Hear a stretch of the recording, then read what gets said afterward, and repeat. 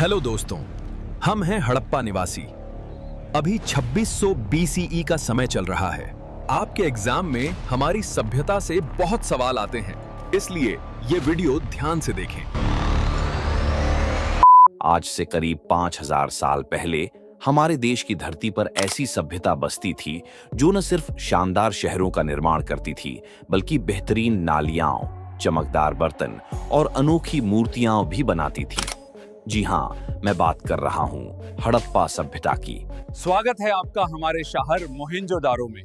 साल लगभग 2600 BCE है। आइए चलते हैं उस दौर में जहां से हमारी इतिहास की सबसे पुरानी और रहस्यमयी कहानी शुरू होती है।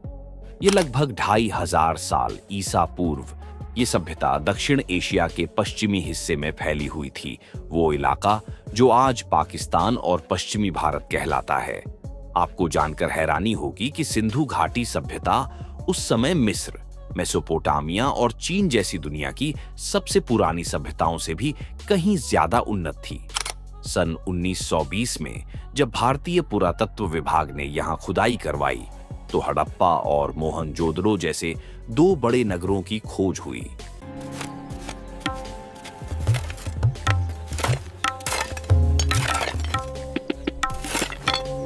और फिर 1924 में विभाग के डायरेक्टर जनरल जॉन मार्शल ने आधिकारिक तौर पर दुनिया के सामने इस नई सभ्यता की घोषणा की।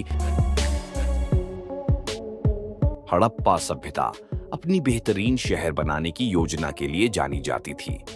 मोहनजोदड़ो और हड़प्पा जैसे नगरों में ऊंचाई पर दुर्ग बने हुए थे, जहां शायद ऊंचे दर्जे के लोग रहते थे। यह है हमारा मोहनजोदारो। पश्चिमी हिस्सा, जिसे हम नगर दुर्ग कहते हैं, ऊंचे स्थान पर बना है। यह है पूर्वी हिस्सा, जो नगर दुर्ग से बड़ा मगर निचले स्थान पर है। यहाँ हम जैसे आम लोग रहते हैं। इन दुर्गों के नीचे ईंटों से बने आम लोगों के घर हुआ करते थे।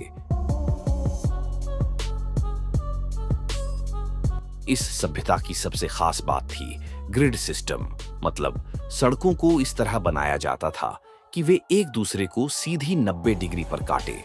देखिए, हमारी गलियां पूरी तरह सीधी हैं और 90 डिग्री के कोण पर एक दूसरे से मिलती हैं। ऐसी व्यवस्था आपको हड़प्पा और मोहनजोदड़ो दोनों स्थानों पर दिखाई देगी। यहाँ बड़े बड़े अन्न भंडार बनाए गए थे।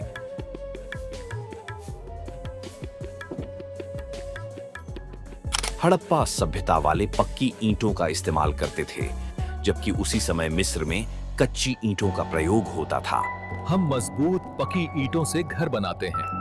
इनके शहरों में नालियों की व्यवस्था बेहद शानदार थी। हर छोटे बड़े घर में अपना नहाने का स्थान और आंगन होता था। कालीबंगा में ज्यादातर घरों में कुएं नहीं मिले। लोथल और धौलावीरा जैसे नगर मजबूत दीवारों से घिरे हुए और हिस्सों में बटे हुए थे। यह है हमारा महान स्नानागार, पक्की ईंटों और जलरोधी गारे से बना। हड़प्पा सभ्यता के लोग कांसे की चीजें ढालना जानते थे। तांबा राजस्थान की खेतड़ी की खदान से मिलता था और टिन शायद अफगानिस्तान से लाया जाता था। बुनाई के काम में इस्तेमाल होने वाले ठप्पे कई जगह मिले हैं। बड़े बड़े ईंटों के निर्माण से हमें पता चलता है कि वहां राजगीर और मिस्त्री वर्ग मौजूद था। ये देखो हमारी सील्स, स्टीटाइट से बनी, गेंडा बैल और पशुपति के चित्र। हड़प्पा वाले नाव, मनके और मोहरे भी बनाते थे। मिट्टी की मूर्तियां और चमकदार बर्तन बनाना उनकी खास पहचान थी। सोना, चांदी और कीमती पत्थरों से आभूषण बनाने वाले जौहरी भी वहां होते थे। हम हड़प्पा में ऐसे बर्तन बनाते हैं, देखो। ज्यामितीय डिजाइन और कितने मजबूत।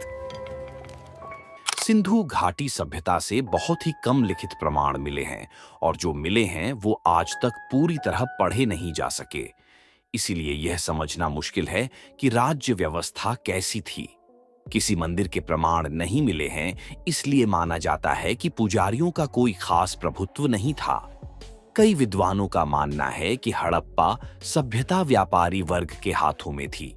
कुछ विद्वानों का यह भी कहना है कि वहां कोई शासक वर्ग नहीं था, सबको बराबरी का दर्जा मिला हुआ था। वहीं कुछ अन्य विद्वान मानते हैं कि अलग-अलग शहरों में अलग शासक वर्ग मौजूद थे। धर्म, मिट्टी की मूर्तियों से पता चलता है कि लोग पृथ्वी को उर्वरता की देवी मानते थे और उसकी पूजा करते थे। मिस्र के लोग जैसे नील नदी को देवी मानते थे, वैसे ही पुरुष देवता के रूप में मोहरों पर एक 3 सींगों वाला चित्र मिलता है, जिसे योगी की मुद्रा में बैठे दिखाया गया है। उसके चारों तरफ हाथी, बाघ, गैंडा और भैंसा बने हुए हैं। पैरों के पास हिरण हैं। देखो, हमारी ये मुहर, बीच में योगी मुद्रा में त्रिशूल चित्र, चारों ओर हाथी, बाघ, गैंडा, भैंस। इस चित्र को बाद में पशुपति महादेव का रूप माना गया। कई पत्थरों पर लिंग और स्त्री जनन अंग के चित्र मिले हैं। मैं मोहनजोदड़ो का पुजारी हूँ। देखिए, मेरे वस्त्रों पर सुंदर डिजाइन और मेरी लंबी दाढ़ी। हड़प्पा के लोग पेड़ों और जानवरों की पूजा भी करते थे। हम पेड़ों और जानवरों की पूजा करते हैं। प्रकृति ही हमारा देवता है। उनके लिए सबसे खास जानवर था एक सींग वाला गैंडा और कुबड़ वाला सांड। बहुत से ताबीज भी खुदाई में मिले हैं। अर्थव्यवस्था, हजारों मोहरों, समान लिपि, वजन और माप की पद्धति से साफ है कि व्यापार इनकी जिंदगी का अहम हिस्सा था। ये लोग पत्थर, धातु, सीप और शंख का व्यापार करते थे। मुद्रा का प्रयोग नहीं था, बल्कि वस्तु विनिमय प्रणाली चलती थी। हमारे बाजार में हम बर्तनों को अनाज से बदलते हैं। देखो, यहाँ सब कुछ वस्तु विनिमय से चलता है। हमारी संस्कृति की जान। अरब सागर के किनारे इनकी समुद्री यात्रा व्यवस्था भी बहुत अच्छी थी। उन्होंने उत्तरी अफगानिस्तान तक अपने व्यापारिक ठिकाने बना रखे थे, जिससे मध्य एशिया से संपर्क आसान हो जाता था।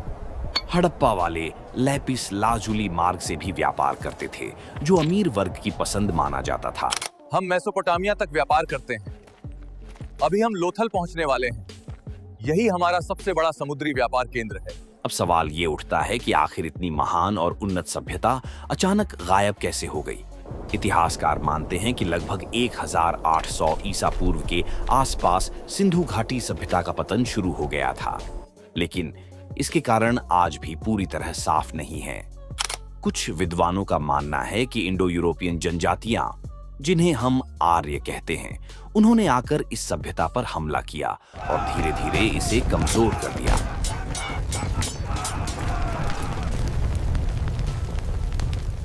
दूसरी ओर कई विशेषज्ञों का मानना है कि इसके पतन का असली कारण प्राकृतिक आपदाएं थीं। कहा जाता है कि उस क्षेत्र में भूगर्भीय हलचलें हुई, जिनसे बार बार भूकंप आते थे। वहीं जलवायु में बदलाव भी हुआ। बारिश के पैटर्न बदल गए।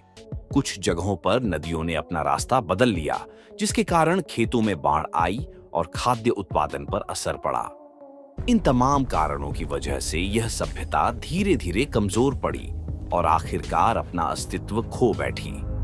मतलब, सिंधु घाटी सभ्यता का पतन अचानक नहीं हुआ, बल्कि यह एक धीमी प्रक्रिया थी जो कई कारणों से मिलकर हुई। आपको हमारी सभ्यता कैसी लगी? कमेंट्स में जरूर बताएं।